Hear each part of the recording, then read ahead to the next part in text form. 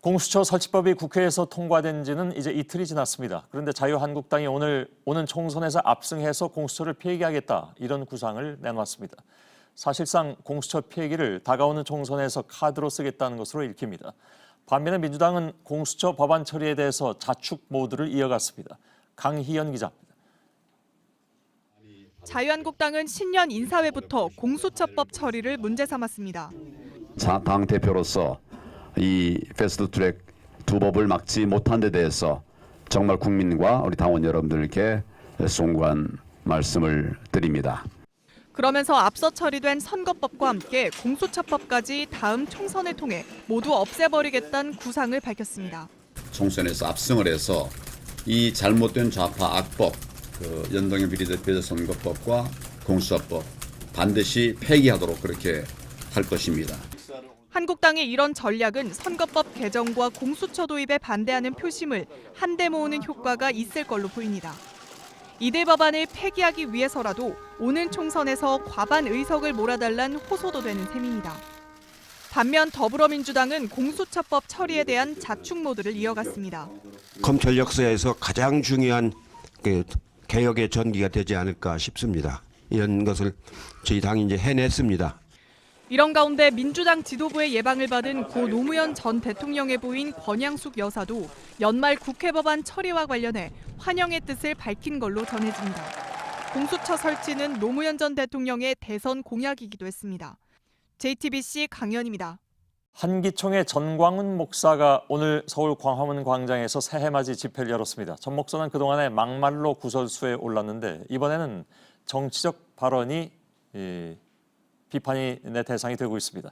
기독교인들은 기독자유당을 찍어달라는 것이었습니다. 그런데 내일 전 목사는 구속 여부가 결정되는 영장실질심사를 받아야 합니다.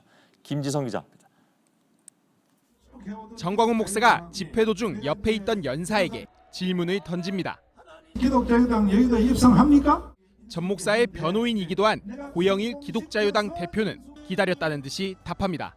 단순히 입성을 목표로 하는 게 아니라 원내 교섭단체 20석을 목표로 하고 있습니다. 이야!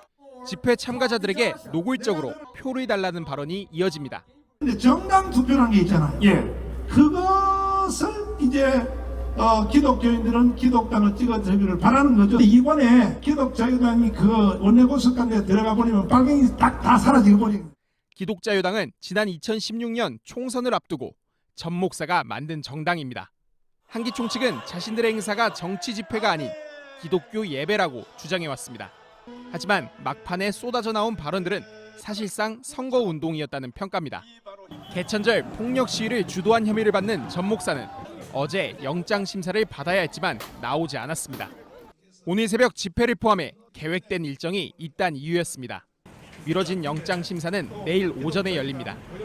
한편 황교안 자유한국당 대표는 오늘 기자들과 만난 자리에서 전 목사를 두둔하는 발언을 했습니다. 종교인에 대한 사법적 제재는 신중해야 한다는 말로 전 목사 구속에 반대한다는 입장을 밝힌 겁니다. 황 대표는 또 전 목사를 지칭해 아이디어가 많고 나라를 사랑하는 마음이 아주 강한 분이라고 추켜 세웠습니다. JTBC 김지성입니다. 오는 4월 총선에서 이낙연 총리의 종로 출마가 기정사실화되면서 사람들의 눈은 황교안 한국당 대표를 향하고 있죠. 종로 맞대결이냐 아니면 출마를 하지 않느냐 이 두 가지 얘기가 동시에 나오고 있는 상황에서 오늘 황 대표가 입을 열었습니다. 결론은 아직 답이 없다는 것입니다. 이 소식은 이승필 기자가 전해드립니다. 기자간담회에서 황교안 대표가 자리에 앉자 곧바로 누군가 A4 용지를 건넵니다. 기자들의 질문에 대비한 예상 답변지입니다. 곧바로 올 총선에서 종로에 출마할지 묻는 질문이 나왔습니다. 황 대표는 특정인과 대결을 이 자리에서 말하는 건 적절치 않다면서도 당이 필요하다면 어디든 출마할 수 있다고 말했습니다. 여기까지는 종전과 같습니다.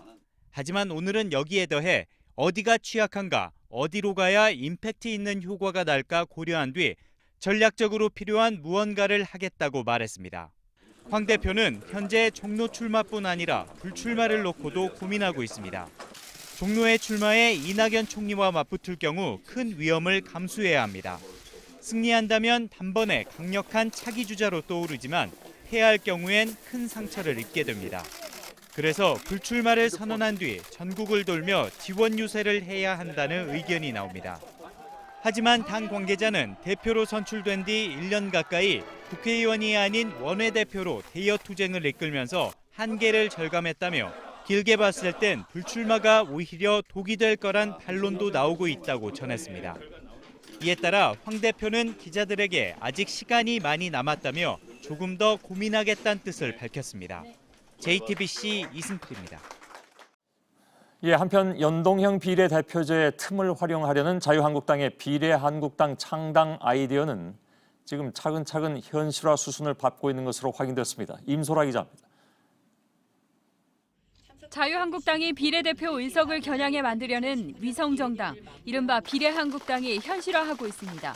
실무 작업에 이미 당직자들이 동원됐고 당 직원들에게는 10만 원씩 창당을 위한 회비를 내라는 안내 메시지도 보냈습니다. 물론 아직은 정당의 이름도 창당에 참여할 의원도 구체적으로 공개되지 않았습니다. 이런 상태에서 비용부터 내라고 하니 당 내에서 반발의 목소리도 있습니다. 한국당의 한 관계자는 덮어놓고 10만 원씩을 내라고 하니 당황스럽다고 말했습니다. 하지만 당 지도부는 비례정당과 관련된 상세 내용은 전략상 기밀이란 입장입니다. 우리 당명을 이야기하면 또 누가 등록을 하기 때문에. 더불어민주당은 한국당의 위성정당 창당 기도를 강하게 비판하고 있습니다. 이재정 대변인은 국민에게 통하지 않을 꼼수라고 한국당을 비판했습니다. 하지만 한국당처럼 새 선거제의 특수 가능성을 파악한 이들은 계속 늘어날 전망입니다. 한 결혼정보회사 대표는 저출산 문제를 해결하겠다며 결혼미래당을 창당하겠다고 밝혔습니다.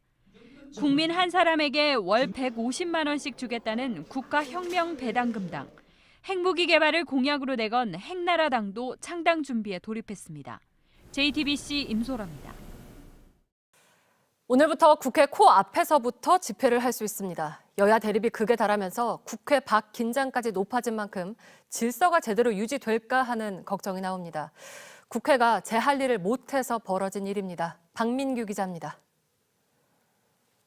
국회 앞 의사당대로입니다. 집회가 있다 하면 보통 이 경계선 바깥에서부터 시작했습니다. 국회에서는 보시는 것처럼 거리가 좀 떨어져 있습니다. 경계선을 넘을 수 없었던 건 집시법에 거리 제한을 정해뒀기 때문입니다. 국회 담벼락을 기준으로 안쪽 100m 이내 집회는 불법이다. 이렇게 정해놨던 건데 이 제한이 오늘부터는 사라집니다. 이제부터는 국회 바로 앞에서도 1인 시위뿐 아니라 모든 집회가 가능해진 겁니다. 직접적인 근거는 1년 반 전 헌법재판소 판단입니다. 집시법 제11조 1항이 평화적이고 정당한 집회까지 제한해서 집회의 자유를 침해한다며 헌법에 어긋난다고 봤습니다. 제한은 하되 소규모나 휴일 집회처럼 국회 기능을 해치지 않을 선에서 인정하자는 거였습니다. 이걸 위해 헌재는 국회에 법을 만들라고 했고 지난해 12월 31일까지 시간을 주었습니다. 국회는 지키지 않았습니다. 발의만 해놓고 논의도 안 하고 해를 넘겨버린 겁니다. 법 조문 자체는 거의 사문화되어서 현장에서는 이러지도 못하고 저러지도 못하고 안내하는 정도 가지고는 법적 어떤 강제력이나 이런 게 있을 수 없어서 법은 이미 효력을 잃었지만 국회가 대체 법안을 언제쯤 마련할진 불투명합니다. JTBC 박민규입니다.